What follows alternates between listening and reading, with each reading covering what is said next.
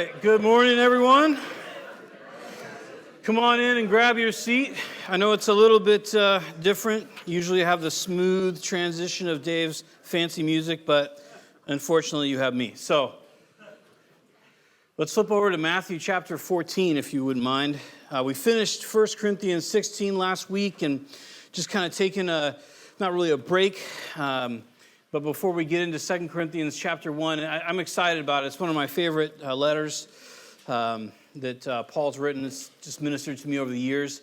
But all that to say is I mentioned, I think last week or a couple weeks ago, that we're doing a little bit of an exercise with our Bible communication class, reading through the Gospels and basically kind of picking out examples where Jesus, I guess you could say, corrects bad thinking, or somebody comes to him with like an earthly problem and he sheds kind of a heavenly light on it. And so, lo and behold, embarrassingly so, as I was reading through the Gospels, I thought, wow, these are really good. Yeah, I've taught through them before, but it's just really refreshing. And it's incredible, what Jesus communicates, as the words in red, as it were. And so what I wanted to talk about today, again, kind of gave a little bit of we touched on it last week, but it's a passage that for me personally, for lack of a better term, or I'm not trying to be crude, is a great tool.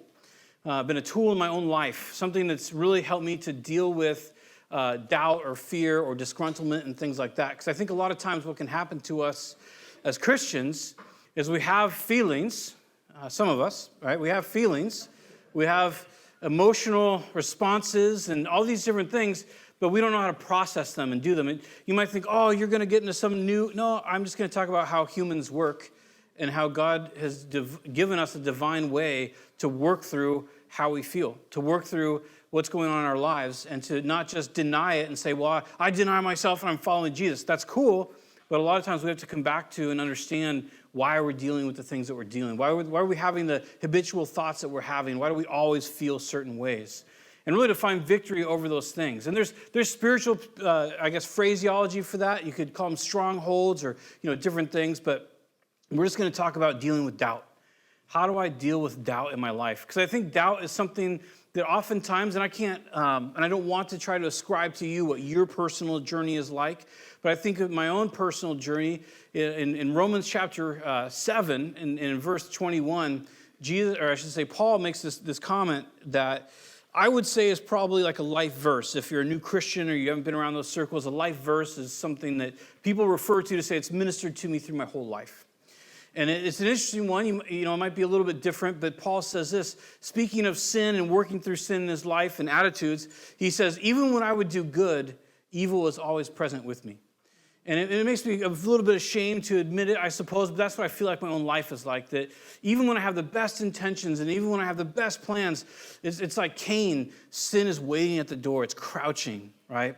And so we can have all the greatest intentions, but there's this weird underlying film, that can be on the top where evil is just waiting. Our sinful nature is just waiting to crop its ugly head. And part of that, in my own personal life, has been doubt. I would probably never audibly say, well, I guess there's been a couple times, but my wife has seen, we're like, God's not going to do anything, or, God can't. We're good Christians, right, for the most part. We know we'd never say in a public place, God can't do this. But in a lot of times in our attitudes or our thoughts, we say, he won't, he can't, this can't work out, nothing good can come from this. So how do we as people, with all of our flaws, both physiologically, meaning just problems with our bodies that affect the way we think, psychologically, problems with our minds, our upbringings, all the different things that play into a human being and how a human being thinks about things. How do we, as those people, broken people wanting to be like Jesus, how do we work through doubt that lingers and just works in our hearts? And that's all I want to talk about today. So we're going to do that in Matthew chapter 14, a little prelude. This is, again, one of my favorite passages. I don't want to belabor it because I always do. But this is essentially one of the boat trips that the disciples have. And the reason it's fascinating to me is because of the humanity. And if you read John 6 and you read Mark 6 and you combine it with Matthew chapter 14, you get this really huge picture of humanity, the humanity of the disciples. So really quickly, what happens? The disciples come back. They've been 2 by 2 ministering with Jesus. He sent them out for 2 weeks. So they've been on a missions trip, basically, for 2 weeks. They were going 2 by 2 all through Galilee and the Galilean area, right? And you might recall that because he gives them instructions and he says, hey, make sure you take a money bag and make sure that you when you go to someone's house, if they don't have peace with you, it's fine. Just leave and find a house that is at peace with you. And he gives them some dialogue and some instructions on how to outreach. And they're just there to heal, to cast out demons, and to tell people the good news of the kingdom. That's what their whole mission is. So they do that for 2 weeks. And after 2 weeks, they come back to Jesus. They report to him, hey, this is what's been going on. It's been incredible. All these great things are happening. And God was working and yada, yada. Not yada, yada about God working, yada, yada. They had more to say. So, that's what they go on with. So Jesus says, okay, you know what? Here's what we're going to do. We're going to go and we're going to go away alone. We're going to go away and we're going to spend some time alone so that you can rest from what you've been involved with. So the disciples are like, we like this plan. We're into this plan. They get into a boat and they sail across the Lake of Gennesaret. And meanwhile, while they're sailing across, there's a group of people, thousands of people, that see Jesus get in the boat and leave. And they're like, oh, no, you didn't. And so they actually, circumvent the lake while they're sailing and somehow get there at the same time, or right around the same time. So Jesus and the disciples, they get off the boat, and they're like, ta-da, here's 5,000 men. And because it's the feeding of the 5,000, right? But even when you read the account from Mark and John, they know it's not just 5,000 dudes, it's 5,000 dudes and women and children. So really you're talking about probably a 12, 13, 14,000 person event, right? So it's significantly larger. Not that I don't think that makes it more miraculous. I mean, 5 loaves and 2 fishes with 5,000. I mean, what's 7,000 more, I guess, at that point, right? It's like when you're going to pay the credit card off and you're like, I could pay an extra $20, but oh my, right? So what happens is the disciples who hadn't gotten time were told to eat the whole day previous to that. They're on the boat. They're going to a deserted place where they're supposed to be alone. They get off the boat. It's not a deserted place. They still haven't eaten yet after returning from their missions trip that morning. And now there's these people. And so Jesus looks at the people and it says he had compassion on them because they were like sheep with no shepherd. So he begins to teach the people, and they're sitting there, and it says it gives us timelines. So they arrive there late morning. He teaches the people until late afternoon, right? We have no reading that it doesn't tell us whether or not the disciples have eaten yet. But what we do know is in the late afternoon, they go to Jesus and they say, this is a deserted place. There's no McDonald's around here. There's no Safeway. We need you to send these people away so that they can go get something to eat, right? And Jesus says, no, I'm not going to send them away. You give them something to eat. And so that's when Andrew pulls that little boy up and says, well, this guy has a lunch, and it's 5 loaves and 2 fishes, but what is that among so many? Which I think is, I don't want to get sidetracked, but I think that's interesting. I think Andrew's maybe on the trail that maybe God could do a miracle through Jesus. I don't know why else you bring some stupid little lunch up there to be like, hey, have you thought about this? But that's what he does. And so Jesus says, sure, sounds good. And he lifts up, he breaks the loaves, he gives thanks for them, and then he puts that 5 loaves and 2 fishes into 12 baskets in front of the disciples, right? And so the disciples take the 5 loaves and the 2 fish, and they serve. They have everybody sit down by 50s, right? So you have these big squares of 50 people. I don't know how that works out for 13,000 people, but they work it all out, right? And again, 13,000 is a assumption. We don't know. We know that it was 5,000 men plus women and children. So it seems like that would be a good number. So he goes out and they feed them all. And it went from late afternoon until into the evening. So that would be hard, I think. Because you've been witnessing and outreaching and serving the Lord for 12 weeks straight, staying in foreign houses with foreign people. You've been rejected by people. You've dusted off the sandals and pronounced, they're not going to go with you. You're not going to take their guilt and shame with you. All these things have happened in your life. You've cast out demons, good ministry that tuckers you out, and bad ministry that's emotional taxing. And they go through all that. They jump off this boat after told they're going to get a vacation, basically, some time alone. There's thousands and thousands and thousands of people there. They sort of finally get rid of these people, Jesus. And Jesus says, no, you feed them instead. So they feeds them.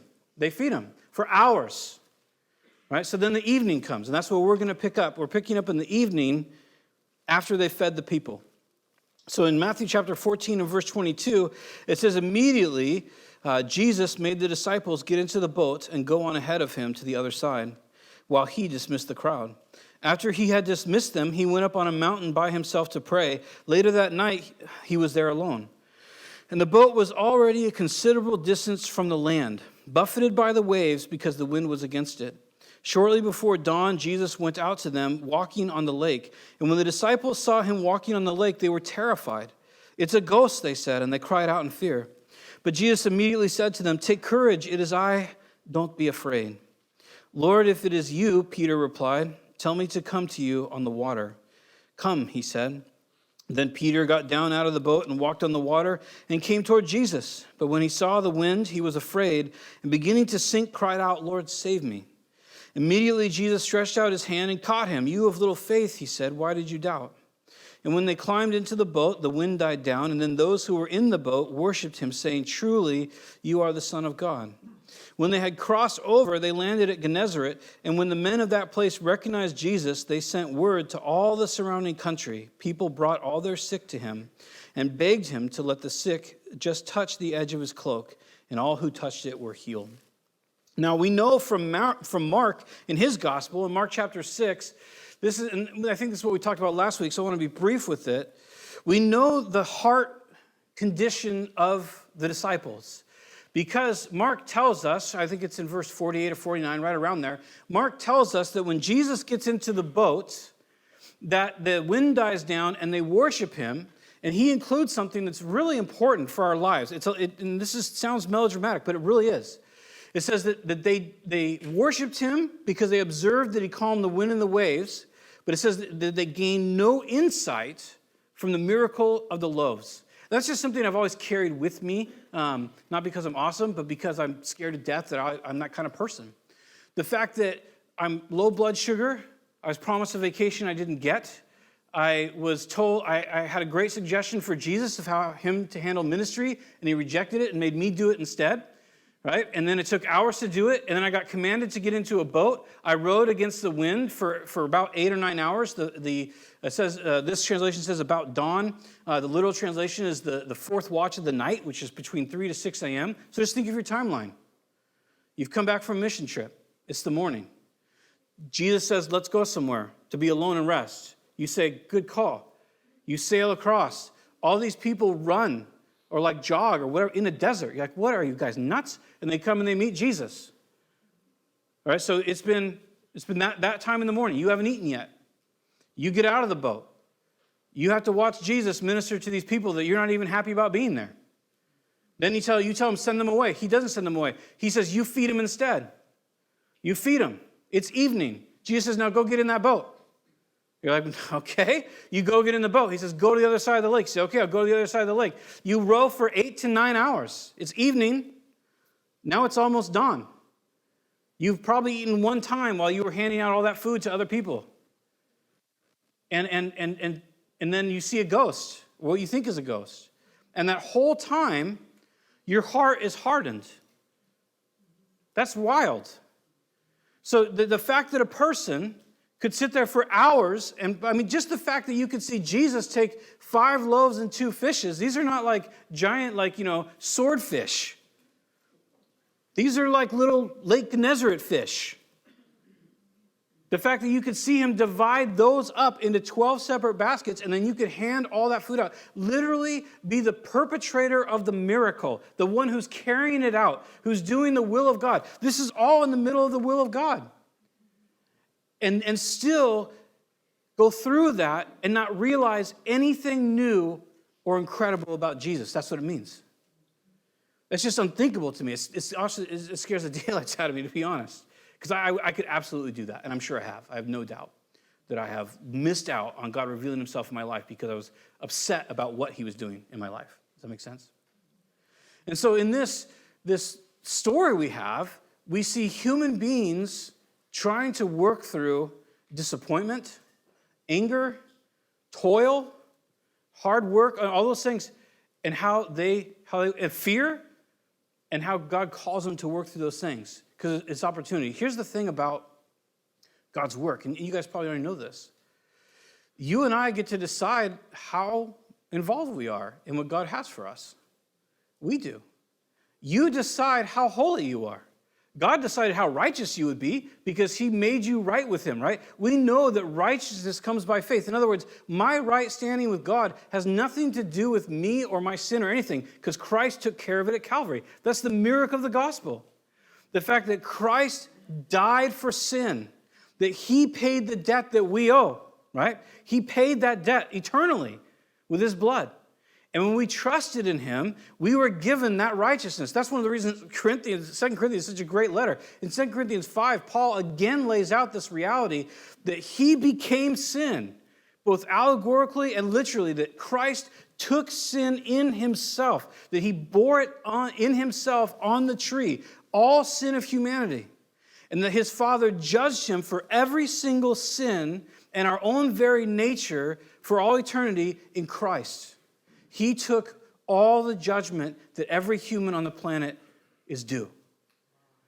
And then he perishes, he dies, he gives up the ghost, however you'd like to label it, and he rises again from the dead, and he declared his victory over sin. The resurrection showed not only did he wasn't martyred because we're lame. He died, judged by his Father, and rose again victorious because he never deserved it. And then he goes on to tell us about the gospel that anybody who calls upon the name of the Lord, anyone who says, I need that forgiveness, he says it's a gift. It's the gift of God. It's given to you. Forgiveness is a gift. Righteousness is a gift. Holiness, being set aside for God, we get to decide that. And so this is just a kind of a honing in on one example in these lives of where they didn't choose holiness. They chose hard-heartedness, and it cost them. Did it cost them eternally? I don't know how that works. And not to say I think that they went to hell or something, but it cost them in the moment. It cost them knowing Jesus. It cost their peace. It cost their confidence. It cost them an entire night of being angry, an entire night of doubting. It cost them misery. And so how do we deal with that in the moment to not just wish that we could be different people, but actually become different people as we, in a sense, align ourselves with God's purpose, as we allow God to work in our life, we listen to his words, we incorporate them in an active manner, because that's what happens here. So in verse 22, just to kind of go through it a wee bit, he says there, immediately, now we know from John, that's in the evening, he makes the disciples get into the boat. So that's, if you will, tuck that away, that's layer one of being in the middle of God's will, right? Because that's an important factor in this whole thing. They are in the middle of what God told them to do when all this stuff happens. They weren't rebellious. They weren't saying no to Jesus. They wouldn't say, you know what, hand out your own baskets. They did it. They did what they were supposed to do on the outside. So he dismisses the crowd, and after this dismissed them, he goes up to a mountainside to pray. Later that night, he was there alone, and the boat was a considerable distance from the land. Now, in John 6, he tells us they're 3 or 4 miles from the land. Those are obviously American, that's translated for American English. They didn't use American miles. It might surprise you in the Bible. But that's approximately how far they are. They're 3 to 4 miles from the land. It says they're buffeted by the waves because the wind was against it. The boat is buffeted by the waves. So it's interesting because the word buffeted there, it means tortured. It's the same word that you would use for tortured. So what's the point? The point is that this is not like some leisurely row, right? We've all seen Poldark or one of those where you have like some lady on the back of a boat with a parasol and you have some dude, just, and they're in love. That's not what's going on here. The boat is buffeted. It's being slammed against wind and rain. Have you ever tried to walk against the wind? Like you go out here, right, on the path, and you're just going for a walk, and we have a southern wind, and like when you're walking in the wind, you're like, I'm going to die, right? And then you turn around, you're like, walking is easy. This is incredible. Here we go. You ever tried to ride a bike against the wind? Same thing, right? Like, and then you turn around, you're like, I just pulled my jacket out, and here I go. So it's the same thing. But worse, they're rowing. They're rowing against wind and waves. And then the boat is just getting slammed by them. Would that be frustrating to you? It'd be frustrating to me. I lived on a boat for about 5 years when I was about 5, from the ages of 5 to 10 in San Diego. And we got a couple times, my dad was significantly, he's like Jimmy Buffett, the second coming, my dad is, if you know who that is. And so he used to do, I mean, we would go out sailing sometimes. I remember going to Ensenada one time, and you think, oh, wow, sailing down to Ensenada. Yeah, not what you think. Not what you think at all. Plus, like, the sewage comes out in Ensenada. But anyway, so we're down in Ensenada, and I don't know if you know this, but there's on boats, the stovetop in the oven, the propane stove, has hinges. So you pull these little dogs out of it, and then it'll allow the thing to do, the stove to rock. It doesn't go all the way, though. It only goes 2 ways. And I just remember being on the boats about 8 o'clock at night. We're anchored off the coast of Ensenada, and my mom trying to cook some stew on this thing, and it's just like, kung, kung, and we're just rocking everywhere. And I remember, trying to sail home and the whole 9 yards, and it wasn't pleasant. There were none of us that were happy about it, except my dad. He was super into it, Spray is going everywhere, and we're all holding on for dear life in our life jackets, it's just the whole 9 yards.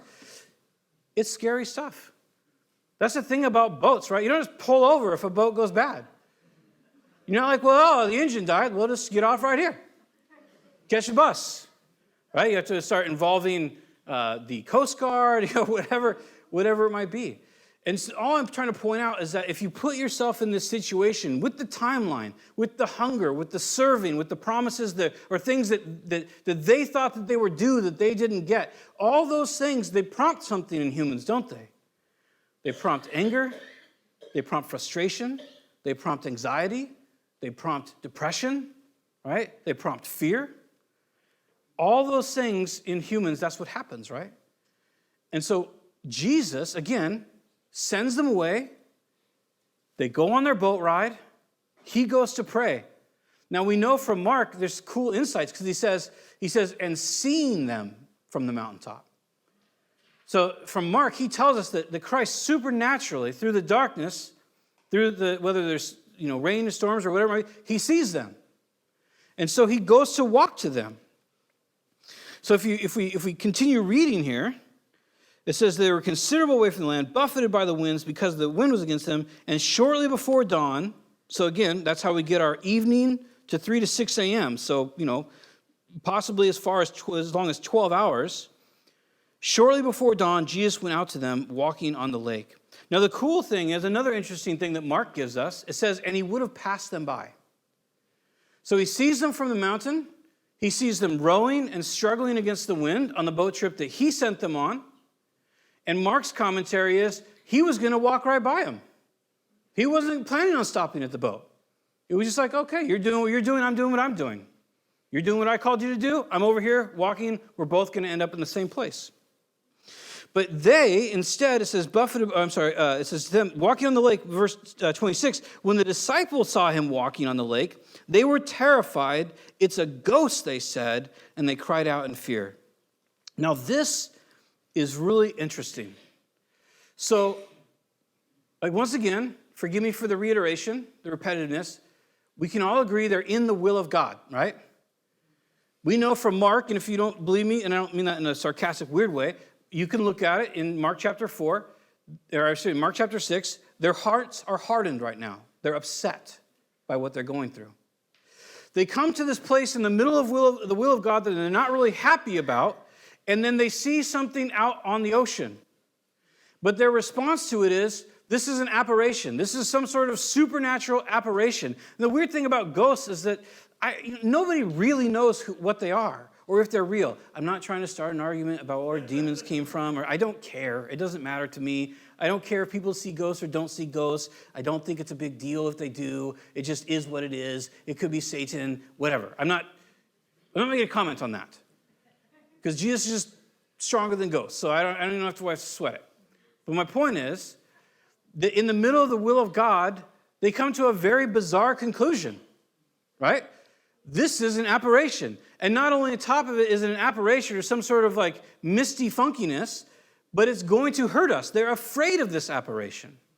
So something that they don't understand, that they can't quantify, they don't like, and they're hard-hearted, and all of a sudden all this comes in, they see this ghost, and they begin to scream.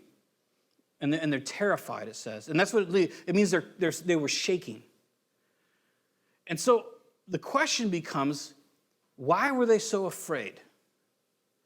What is fear? Why do we suffer with fear? Why do we have fear? And typically what fear is, it is a concern, right? Or it can be an emotional feeling, or it can be intellectual. But it is a concern that something that will harm me is about to take place, right? And it can be, there's a spectrum for fear, right? Because you have like, I'm concerned that my football team might lose. I guess that depends on who you are as far as like the spectrum that is. But you can be like, or I'm concerned that, whatever, my penmanship is not as good as I'd like it to be or whatever. All the way up to like, I'm concerned, like them, I might die. I may not live through this event. So fear, when it comes to us, what it is this idea that something unpleasant and something unreasonable, or maybe not unreasonable, but in the sense something that is cannot be overcome is about to occur in my life, or something that's going to cause me anguish is about to occur. And yet over and over and over again throughout the scripture, we are called to not fear, right? Now we feel fear and we have fear, but we're called to not fear and not give into it. So what happens, they scream out about fear, or with fear, I should say. But Jesus instead answers them, and he says this, immediately said to them, take courage, it is I, don't be afraid. So this event takes place that they don't understand, it's actually from Jesus. This whole event is all from the hand of the Lord Jesus, right? They were there feeding because of Jesus, feeding the people because of Jesus. They were in the boat because of Jesus. They got scared and thought they misinterpreted who Jesus was, and they got scared by it, right? And so they scream out, but his response is, it's me. It's not a ghost. It's don't be afraid. Here's the thing with fear, and I don't want to sound like a jerk, but I might. A lot of us, probably all humans at one time or another, we want to deal with fear in an inappropriate way. We want to deal with fear by saying, oh, that won't happen. You'll be okay. Right? We deal with fear by denying the possibility. But intrinsically, we know that's invalid, right? Because nothing is guaranteed us. Nothing, save Christ. The idea of the super volcano in, Yosemite, or not Yosemite, but in Wyoming. Our very own favorite fault, 100 miles from us right now. Disease, famine, money, land, age, right? There is not one thing that any of us can do about any of those things. We could plan our retirement to the T, and we should probably be considering the future. I'm not putting that, but we could confirm it to the T, and it can all be wiped out in a moment. That's happened multiple times in our country and other countries throughout history. But we try to comfort ourselves by saying, well, that won't happen. But that's not true. It's happened over and over and over again.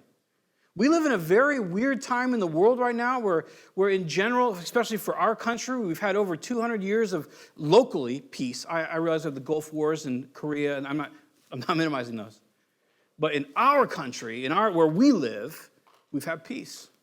We don't experience real famine. We have the Dust Bowl and stuff like that, but for the most part, we don't. And so because it's out of our experience, we try to deal with it by saying, no, that's not true. But see, that's not really dealing with fear. That doesn't help fear, and we all know it when we're laying in the dark at night and the reality comes back to us. The way that we deal with fear is we have to hit it head on. We have to be honest about it. We could die tomorrow. Our most precious possession could die tomorrow. Our money could die tomorrow. That is all very possible and very real because it's going to happen to millions of people tomorrow. And we might be those. But we deal with fear by not denying the possibility of things. We deal with fear by saying, but God.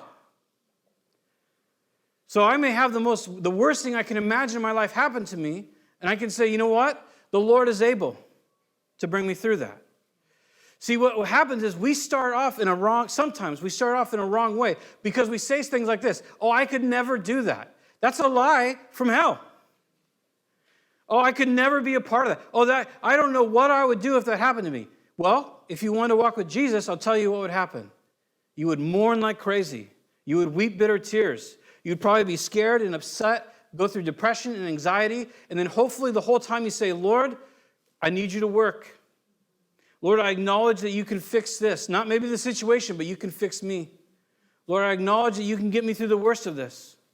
See, how we meet fear and how we deal with it will decide really the path that our life takes. The more we retract and say, oh, I could never, or God wouldn't, or whatever it might be, the more, the less that we experience, the less the less life, the vitality that we have. And the more that we're willing to look at something and say, that would be horrific, I don't know how I would do that, but God. That's where we truly live. That's where we have true freedom. True freedom is not an absence of bad things. It's a victory in the midst of bad things. It's not I'm trying to avoid bad things, although we do, and that's plenty healthy. But it's any bad thing that happens to me, anything I don't understand, any ghost on the water, I could take from the Lord and say, you know what, this really hurts. And I don't know how I'm going to make it through, but you said I can and that you'll work. And so I'm calling upon that supernatural reality today. That's when a lot of times it's kind of an older saying. People say, I'm standing on the promises of God. You guys, the seasoned saints probably know the hymn and so forth. It's the idea that there's certain things that God has guaranteed in his word. Suffering, not the one we want, he's guaranteed it because we live in a broken world. Comfort, he's guaranteed it. Life, he's guaranteed it. Everything you need, he's guaranteed it. He has not guaranteed everything we want. So when we suffer fear, the concern that we're experiencing, it can be concern about emotional pain, isolation, rejection, right? It can be in the same vein of not feeling validated, not feeling like I have a place in this world. Those are all things that we can fear occurring. But when we allow God to work in those places, when we instead invite him into those places where we feel isolated, where we feel rejected, where we feel those things, that's where we truly find him for who he is. It's being in those places and being in those sufferings where we find that supernatural reality takes place. I'm not saying we should seek it out. I'm saying when it happens, we push into it, we embrace it. We're thankful for our sufferings, Romans tells us. And that's how we do it. Because we know he's working. He's going to go on from there. And it says there, verse 27, I read this, but I'm going to read it again. Immediately he said to them, take courage, it is I, don't be afraid. The phrase take courage, the King James is actually my favorite translation. It's just an opinion. It's be of good cheer. It's what he says to Thomas. And it's what he says to the disciples when they're holed up in the upper room and they're scared for their lives. And he appears before them and he says, take courage or be of good cheer. And the interesting thing is, it's always, I shouldn't say always, it's usually accompanied with, it is I. Because really the only remedy for fear is the understanding of who Jesus is. The only remedy for depression and anxiety and these things. I'm not talking about clinical. I'm not making commentary on medicines. I'm saying that when you and I are willingly wallowing in our own depravity, in our own depression, when we're willingly embracing it. And I think most of us probably know the difference. It's one thing to mourn. It's another thing to have a mourn party where I refuse when I have anxiety and I refuse the promises of God in my life. When someone comes along and says, it'll be okay, and we go, no! Right? And we think it's cute because we use sarcasm. But it's not cute. It's destructive. And there are times in our lives where we just have to call a spade, and we got to repent. And we got to say, you know, that's sin. And the promises of God are contrary to that fear. They're contrary to that anxiety. They're contrary to that depression. I may feel a million different ways, but the reality is that Christ is on my side, that Christ is working, that he ever lives to make intercession for me, that he wants to fill me with his Holy Spirit, that he wants to bring me alongside other believers that are broken just like me, that he wants to elevate us to bring him to himself and do this incredible work in the world that we live in today. That's the reality that we live in. That's the reality that he has for us. And even when we're tired, we feel served out, we feel like we deserve something we didn't get, you know, all the different ways that these guys felt, none of us have a right to be hard-hearted. Now, we'll talk a little bit more about that because Christ is merciful to the hard-hearted, isn't he? He's kind to them. He doesn't just hang them out to dry for being hard-hearted. He doesn't hang them out to dry for ignoring him. But anyway, so he says, just by definition, according to the Nelson's Bible Dictionary, courage is the strength of purpose that enables one to withstand fear. So courage is not the absence of fear. That's really important. It's an understanding fear for what it is, that it's self-preservation, And sometimes that's good, right? You know, if you have a fear of touching hot things, that's a good fear, right? Nobody's going to say that's wrong. But whenever we come into a place where we have this fear or we've entered a reality, we say, God let me down. It's a lie. God's never let anyone down. It's never happened. God's always provided everything we've needed. He has not provided everything we wanted. He's always taken care of us, right? He's always encouraged us. He's always there for us. These are the truths that we have to walk in. These are the truths that we don't negotiate. They're the truths that we don't, when we're down and out, we don't want to just say, oh, it doesn't matter. Oh, I can say whatever I want, or I can act however I want. You can. Absolutely, you can do that. But do not do that and expect that somehow you'll find comfort in that. Most of us are old enough to know that tantrums don't bring comfort, right? They just bring more emotional turmoil and guilt and shame, and they drive people from us. It's time for us, myself, this is for me. Honestly, that's just like some pastor thing, like I'm going to lay a bunch of stuff out there and be like, oh, it's for me. It is for me. Because I'm a crybaby and I love myself. And the reality is that God's got such great things for us that to dwell upon what the flesh wants or what the flesh thinks it deserves, it's a dirty joke. It's a dirty exchange. It's garbage.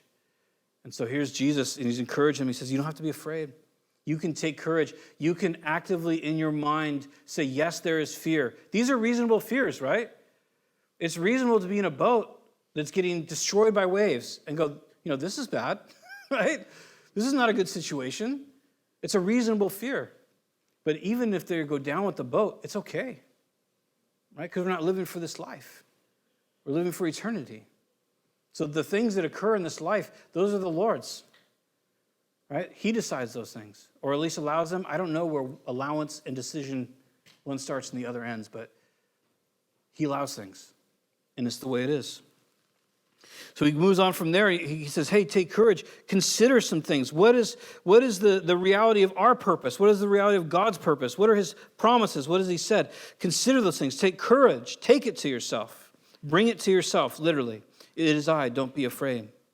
Then Peter, you love him. Verse 28. Lord, if it's you, Peter replied, tell me to come to you on the water. Come, he said. So, I've heard, I'm sure you have too, and read a lot of things. Oh, this is what Peter was thinking. We don't know what Peter was thinking. All right, so let's just tuck that away. We don't know if he was being presumptuous. We don't know if he was just like, dude, that's awesome. I've been on a boat my whole life. I would like to walk on the water. We have no idea why he does it. Maybe he just wants confirmation that it's not actually a ghost. But who knows why he does it? But he says, if it's you, then tell me to come out on the water too. So again, here's like the third layer of the will of God, right? They went mission trip. They went feed the people. They went boat trip. He's obeyed the whole way. And now walk on the water, Peter. Yes, come to me, Jesus said. So we can all probably agree, like, Peter is in the will of God, right? He's not like walking in some wild rebellion here. He's doing everything that God has told him to do on the outside. And so he says there, then Peter got down out of the boat and walked on the water and came toward Jesus. It's a small detail, but I would love to know how far Jesus was away. He's far enough away that they think he's a ghost, right? And yet he's also far enough away that Peter he leaves the boat and begins to walk to him. How far did Peter walk? Did he walk 10 feet? Did he walk 2 feet? Did he walk 50 meters? He walks towards Jesus.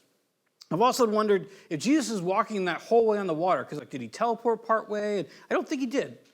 I think he did legitimately walk. This is just inference at this point. But I've wondered, did the waves open up so he had flat ground, or was he just whoa, walking as he went? What was Peter in that thing? What was he doing? How did this all work out? You know what I'm saying? I don't know. I don't know how it worked out. But Peter gets out of the boat and walks to him, right? And what he sees, it says, but when he saw the wind, he was afraid. Again, fear sets in. What did Peter see that made him afraid? Earthly reality. That's what it was. Everything pointed to him doing exactly what he was supposed to do. He had fed the people. He had ministered to the people. He had obeyed Jesus. He got in the boat. He had rowed for 9 hours straight. He had done all of that. He had gotten out into the water at Jesus' command. And yet there was a physical reality that he was so used to in his life that he succumbed to it. And I think that happens to us all the time. We say things like, it always happens this way. Or we say things like, it's always been like this. Peter, he's a fisherman. He grew up around fishing and boats. He knows what happens when things that aren't buoyant go into the water, right? They sink. Peter was known by the church fathers. Whenever you read about church history, it's extra biblical, so I guess be careful with that. But when you read about descriptions of the apostles from the church fathers, the guys that they discipled and the guys after them that were discipled, they call Peter the giant. He was a huge dude. He's literally, they describe him as like this big, burly dude. And he's walking on the water, and he sees something, a reality that he's always been accustomed to, sinking. That everything goes in the water, sinks. So I can't really blame him, right? We get overwhelmed by our perceived realities. But our perceived realities often come out this way. We say, if that were to happen, I could not survive that. If that were to happen, I don't know how I would make it. If that were to happen. And so when we're walking on the water in the middle of the will of God, and what does that mean for us? When we're just walking in obedience, yeah, we got issues. He's hard-hearted at this point. He's gained nothing from the miracle of the loaves at this point. He doesn't understand everything that's going on. Shoot, at this point, they don't even believe that Jesus will die and be raised from the dead. Right? They have it's not, because when you get to chapter 17 on the Mount of Transfiguration, they're coming back down the mountain, and Jesus is like, hey, I'm going to die, and then I'll be raised from the dead. And it says they had no idea what it meant to be resurrected from the dead. They don't understand what Jesus is here to do. They don't understand how he's going to accomplish his kingdom. There's so much about him, they have no idea. And it's a lot like us. You know, we know some things, and we want to count on those things, but we don't know everything. And we know things in this world, it always works out that way. Things always sink. And so we fall into this mode, even in the middle of this miraculous life that God has for us, and we go, I'm going to sink. It's what's going to happen. It's just what always happens. And that's what Peter does. And so he sinks. He begins to sink. And I don't know, I've jumped in the water many times, and I would consider myself on the bigger side. And I've never just like sunk in slowly. So I don't know if it was like sinking in proportion to faith. It was like hourglass, or if it just was like shunk. I don't know how it went. But what I do know is as soon as he realizes he begins to sink, he says, Lord, save me. Which is faith. It's our own duality, isn't it?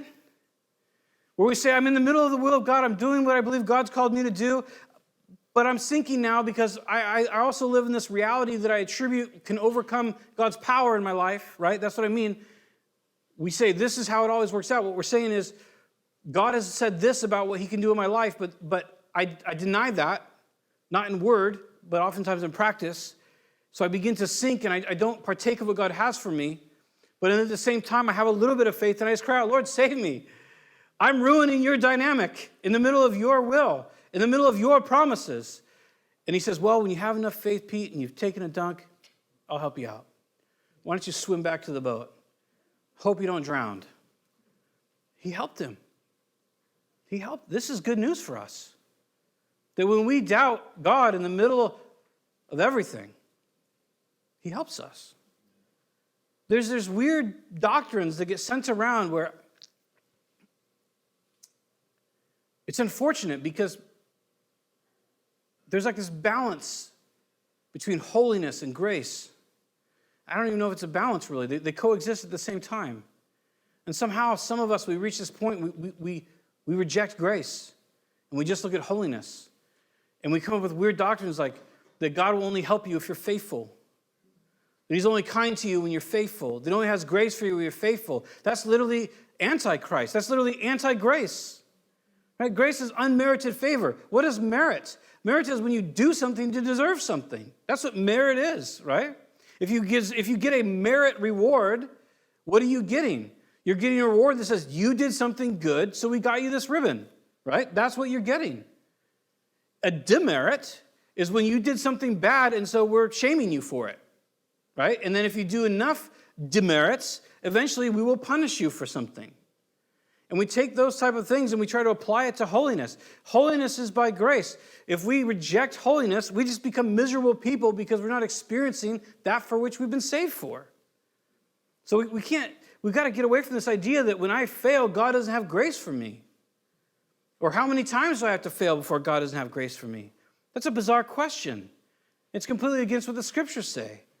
Because he always has grace for us. In fact, the scriptures say that we have boldness to enter his throne of grace. Not his throne of judgment to the Christian, his throne of grace.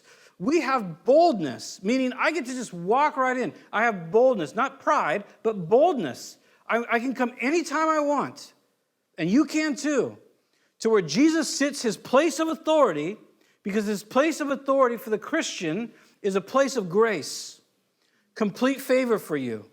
So when you're drowning, when we have rejected the truths that God has given us for his kindness and his calling for our life, and we have begun to drown because we rejected those things, and then we cry out, Lord, save me, he saves us. Not saves us eternally, that already happened. He delivers us from our situation, or in our situation is probably a better way to put it. That's how gracious he is. You know, the cool thing is, too, when you read here, is verse 31, immediately Jesus reached out his hand and caught him.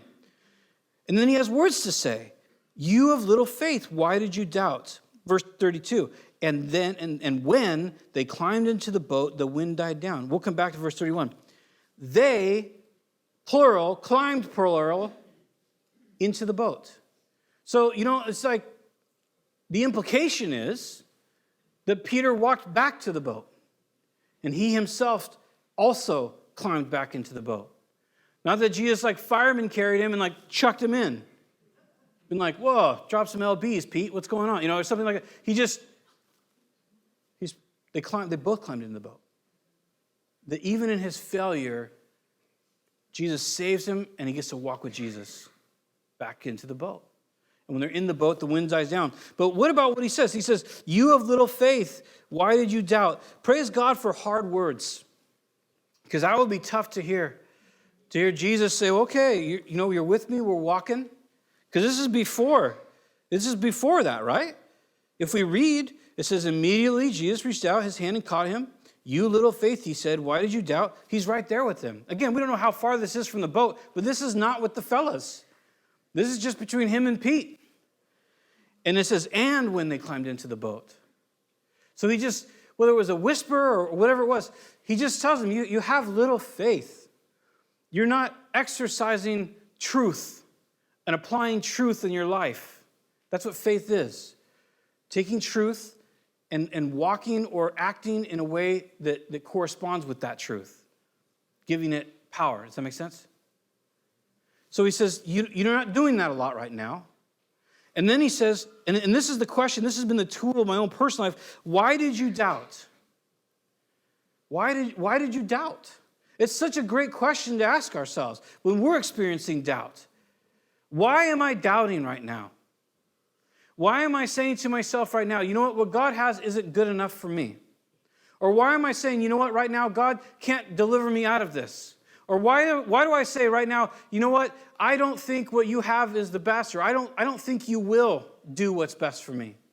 I don't think you can preserve me and my identity and my validity to you. I don't think it can be preserved. If I don't have identity and validity from this person or this group or whatever, then I don't think I could survive as a human. That's doubt.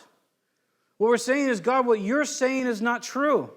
So when Jesus comes along and says, why are you doubting? If Jesus says, hey, it's bad to look at porn, why would I say, no, actually, it's good to look at porn? Because it makes me feel this way or that way. When Jesus comes along and says, you know what? If you're relying on chemicals to keep your mood up, weed, alcohol, if you have to come home and have a sixer at night, he says, why do you have to do that? We have to ask ourselves, why do we have to cope with things with Netflix and ice cream? Why do we cope with things with chemicals? Why do we have to do that? Why do we doubt? I mean, I'm not, saying you shouldn't watch a good rom-com. I'm just saying at the end of the day, we have to ask ourselves when we're going through those things, is this really the power life? Is weed really the power life? Am I really the strong person when my life sucks so bad I have to go home and hit the bong multiple times? Am I really going to go from that place and say, I have something great here going on, that I have to literally alter myself chemically to go on with my life? I'm not talking about CBD and pain relief or anything like that. I'm saying when I personally have to take steps to alter my mental status so that I can cope with my life, I'm in a bad place, full stop. And so Jesus comes along and says, why do you doubt that I have the best for you? And here's the kicker to all, part of all of this. If we're going to find out for ourselves, if we're going to find victory over doubt, we have to take the step of faith. We have to be in a position where we let God be who he says he is. We can't continually insist on our ways of comfort and distraction and then wonder, why am I not taken up with Christ? I can't continually fill my eyes and ears with all the entertainment of this world. Again, I'm not saying don't watch TV at night. That's not, the point is don't cope with entertainment. Don't use that to cope. Don't cope with feeding your flesh and making yourself feel better and then go, I never experienced the supernatural reality that God has for me. If we don't give him the chance to give us that, why would we experience it? If I'm binging Netflix, trust me, I've watched so much Netflix in my life. But if I'm having a rough time and I go and I binge Netflix for 5 hours and then I go to sleep and I wake up the next morning feeling empty, why would I be surprised by that? Why would I wake up and think, gosh, I thought I'd be really encouraged in the Lord today? Because we are what we eat. Right? And if I try to find comfort in denial of reality, like we talked about earlier with fear, there's no comfort in that. If I try to find comfort in just trying to get anything to get a dopamine hit, whether I'm using opiates or weed or Netflix or chocolate ice cream or whatever it is, they all do the same thing in varying degrees. They give you a dopamine hit. If I'm trying to do that to find comfort I'm doing it wrong. It's not valid. So when Jesus comes along in our life and he says, why are you doubting? That's a question every time that we stop and we go, yes, why? Why am I doubting right now? Why do I think his commandments are lame? Why do I think what he has for me is lame? Why is it that when he says, I have comfort for you, I say, no, you don't? Why is it when he says, I have this action that you could do, this great ministry, I say, no, you don't? Why do I do that? And then we'll be honest. And the honest is, it's always self-preservation. That we want to make sure that we're taken care of. The only problem is we just don't know how to take care of ourselves like Jesus does. And so we have to be continually inviting him back into our lives, constantly asking, why do we doubt? Verse 32, it says, when they climbed into the boat, the wind died down. Then those who were in the boat worshiped him, saying, truly, you are the Son of God. What a mercy that God meets these guys and us in a way that they can comprehend. For whatever reason, they were ready to be done with themselves, or this was such a traumatic event that it allowed them to come to an end where they had nothing else. They finally were willing to worship Jesus. They're finally willing to say, you're the Lord. This is Kyrios, the idea of you're the supreme being of the universe. That's who you are. So they go from being hard-hearted, angry, upset about the ministry he forced them into, or however it was that they looked at, and they go to this place instead where they're like, you're the Lord. Whatever you say goes. You know what the great part about this is? In about 3 or 4 days from now, Jesus is going to turn to them and go, why are you guys so dull that you don't understand what I'm trying to tell you in the parables of the kingdom? And then he's going to turn to them and he's going to say, why are you guys always arguing about who's the greatest? And then pretty soon here, there's a Syrophoenician woman. It's a place, she's from a place that was actually judged by God, and it was a prophetic fulfillment. Her country was judged by God. It was destroyed by an earthquake and then a wave, but there were survivors, obviously. She comes to the Lord for a healing for her daughter, and because of where she's from, the disciples go, get her away from us. That's these guys. They're going to make more mistakes. They're going to have more issues. They're going to struggle with their faith more. Peter still has yet to be 3 times say, I don't even know this guy. Stop talking to me just because I have a Galilean accent. I've never seen this dude in my life before. He's still going to do that. They're going to fail and they're going to fail, and they're going to fail. And there's Jesus going to be to have grace and have grace and have grace upon them. And he's going to continue to lead them on. He's going to continue to invite them into ministry. He's going to continue to invite them to be a part of what he's doing in his kingdom. He's going to continue to invite them to eat with them. That's his commentary in Luke when they have the Lord's Supper, the final supper that he's on the earth. And he says, with great desire, I've wanted to eat with you guys. Isn't that that's wild to me? That he's about to be crucified. Peter's about to forsake him. Mark's about to wriggle out of his robe and run away in just his little funky underwear thing that they wore, right? They're all that's what's about to happen. And he says, I just want to be with you guys tonight. The Lord of glory, the ruler of the universe, the one who will return with fire out of his eyes and a sword out of his mouth and human blood dipped in his robe in blood from, it says, threshing out or stomping out the winepress of war. These radical, gory depictions of the judgment of Christ upon the unbeliever, the wrath of God upon sin, that Jesus of Revelation, he's going to return. But in this case, at this time, he says, I just want to eat with you guys. The last thing I want to do on the earth before I go through, you know what I want to do? I want to eat with you. I want to hang out with you guys. That's mind-blowing. And that's the Jesus that we serve. It's the Jesus who invites us to go along with him and all of that he has for us. It's the Jesus that has grace and kindness and, praise God, hard words for us. Why would we doubt him? Why would we come to a place in our life where we say, this isn't good? When he says, no, I have something great for you. Verse 34, when they crossed over, they landed at Gennesaret. When the men of that place recognized Jesus, they sent word to all the surrounding country. People brought all their sick to him and begged him to let them just touch the edge of his cloak, and all who touched it were healed. And then he's going to go on in John chapter 6, and all these people want bread again, and they try to trick Jesus into making bread for them again. It's just going to be the same cycle. You and I will never be done with struggle until we're dead. Just tuck that away. Just tuck it away in your mind right now. My life will contain struggle and suffering until I die. Amen. God bless you guys. But the true deliverance is not that we will avoid suffering, it's that we'll overcome it. That we can find thankfulness in it. That we can find joy and peace that surpasses it. Because that's the supernatural Holy Spirit and Jesus that we follow. So you and I, we have a great, great calling. An incredible calling.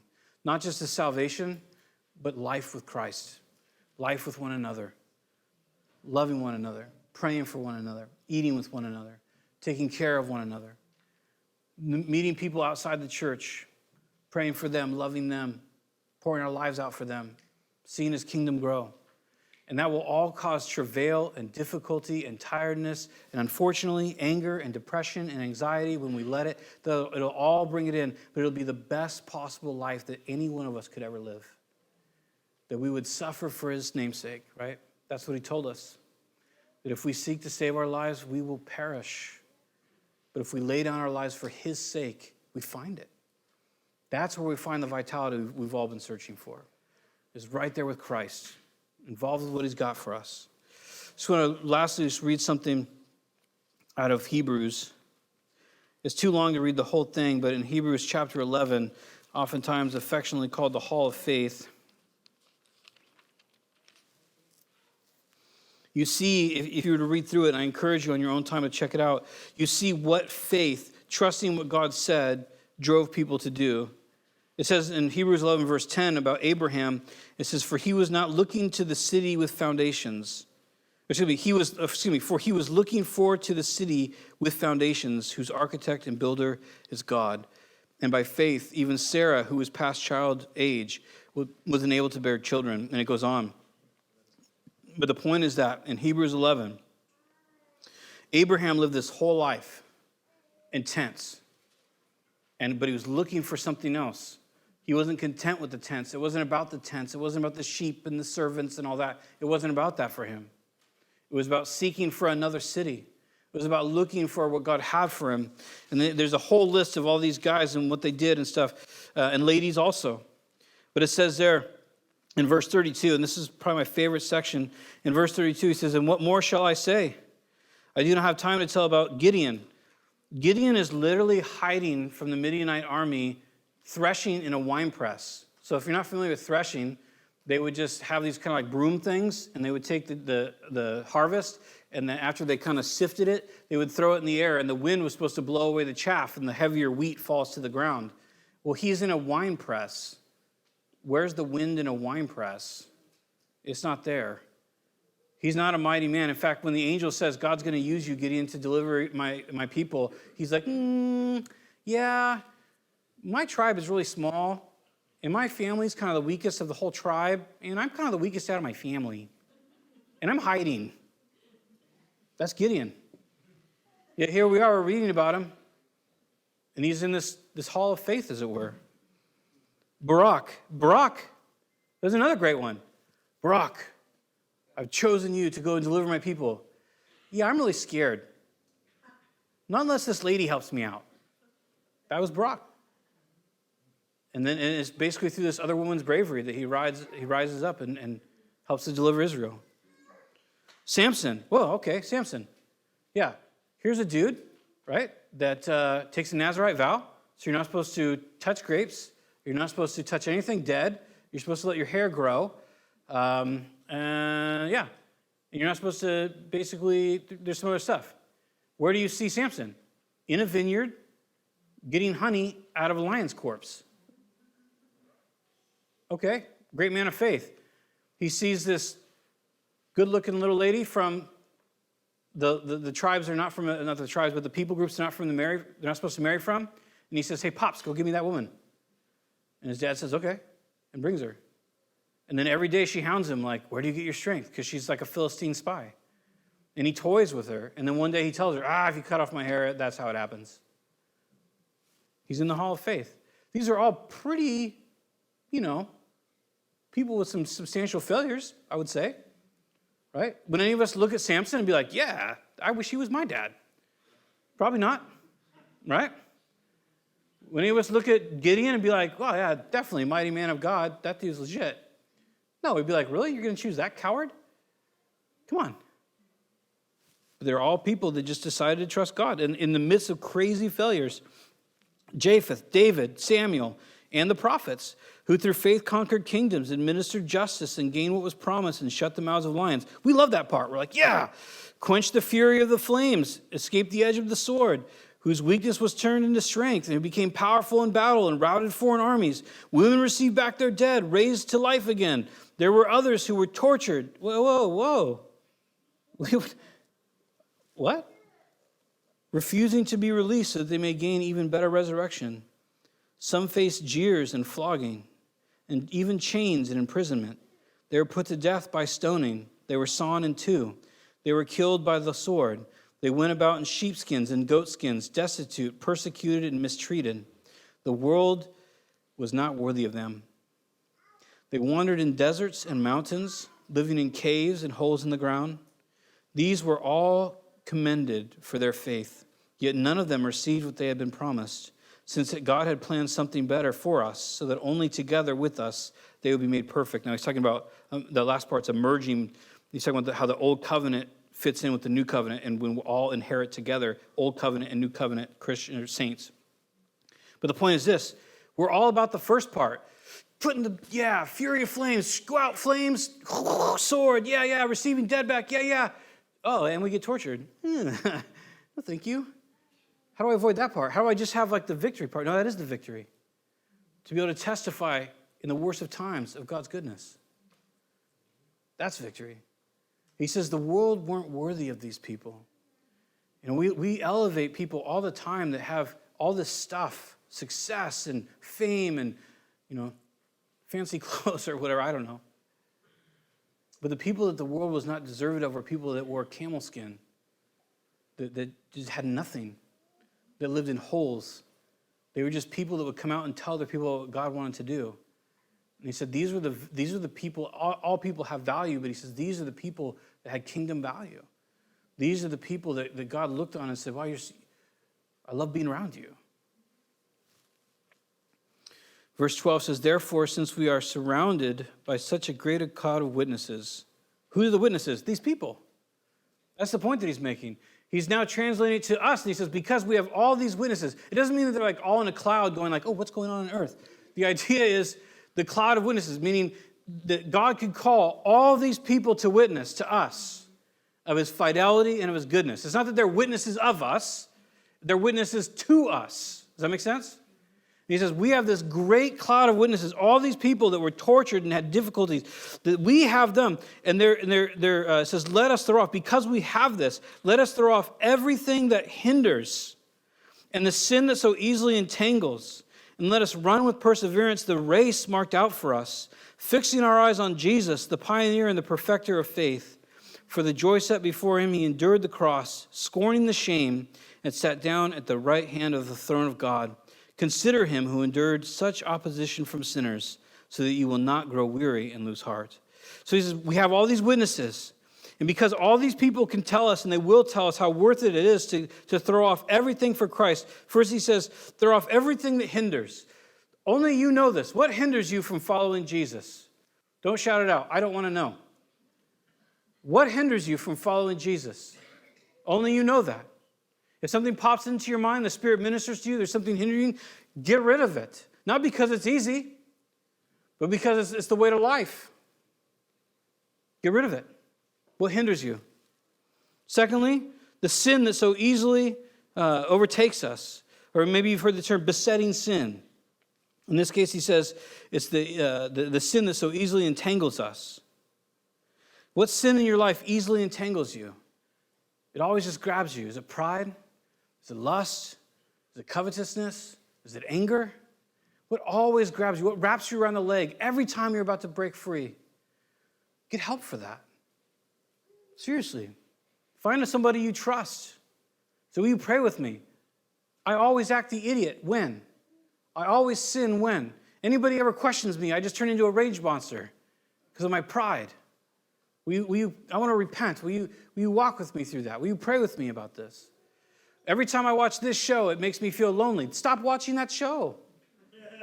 Every time I listen to this music, it makes me wish I had X, Y, or Z. Stop listening to that music. Not because I'm making a rule for you, because you have to ask yourself, I have to ask myself, what am I willing to give up to find life? And why do I hold on to the things that kill me? Why do I doubt? What has it ever really gained me? And the answer is nothing. It's gained us heartache. He says, we have so many witnesses that God is doing so many incredible things through our suffering. Then he says this, after the giving up, it's fixing our eyes on Jesus, looking at him. He's the author and the perfecter. He began faith, he walked faith, and he perfected our faith for us. He showed us how we could walk in it. That's the point there. Great things that God has for us. There's more to be said, but we're long out of time. But I encourage you guys. I wrote down this quote because it's probably wrongly so. I'm a huge Office fan. There are definitely episodes you have to skip, so I will say that. But Andy Bernard is kind of this nerdy, kind of funny guy and goes back and forth in the series. But at the end of the series, the whole show, he has this quote, and he's kind of looking into the camera, and they're all about to leave the show because the show's over. He says, I wish there was a way to know you're in the good old days before you've actually left them. You know what? If you're suffering this today, you're in the good old days because God's wanting to work something out in your life. I'm not saying he caused it. I'm not saying any commentary to that kind of stuff. What I'm saying is if it has happened, if you're experiencing it, you are literally in the good old days because you have opportunity to overcome it and find his supernatural provision. But it's solely up to you whether you receive it. It's not up to Jesus. It's not up to the Spirit. It's not up to anybody around you. You are the only one who can accept God's comfort into your life. You're the only one that can accept that he's got great things for you. No one else can make the decision for you or for me. And I want to encourage you. It's there. It's available. And God has great things for you. So I forgot. I forgot. I knew we were doing it at the end, but first service we have 3 songs. Now we have 5. That's a lot of songs. We're going to do worship. If you want to stay and worship with us afterwards, for a little, that'll probably end up being about 10 minutes longer. Great.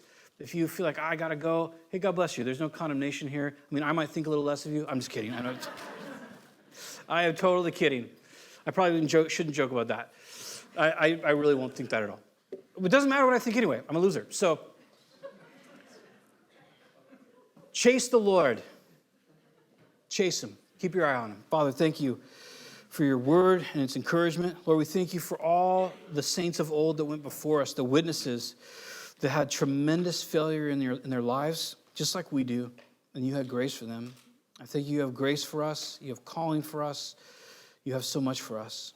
I pray, Lord, that you would awaken us to the things that we need to leave behind. Lord, the things that hinder us, the things that weigh us down, and that we would be those that just receive all that you have for us. Lord, thank you for just tremendous kindness. Thank you for the bread and for the cup. They remind us of your body and of the new covenant in your blood. I pray it be a sweet time of worship and remembrance, and that your spirit would fill this place, and that we would go out of here with joy and with peace and on to supernatural opportunities for your kingdom. We praise you in Jesus' name. Amen.